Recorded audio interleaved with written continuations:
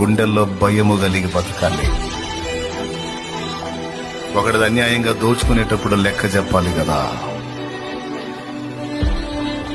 ఒకటి కడుపు కొట్టేటప్పుడు లెక్క చెప్పాలి కదా నేను దేవుడికి. ఒకటి వస్తువుని ఆశించేటప్పుడు లెక్క చెప్పాలి కదా దేవుడికి.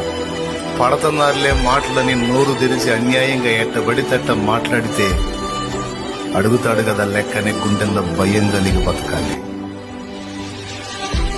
కొంతమందికి లెక్క ఉండదు. లెక్క లేకుండా బతుకుతూ ఉంటారు, లెక్క లేకుండా మాట్లాడతారు, లెక్క లేకుండా ప్రవర్తిస్తారు.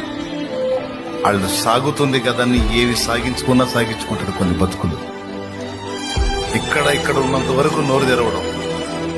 ఎవరు? జడ్జి. అక్కడ ఒక్కోడుగా ఆడుంటది.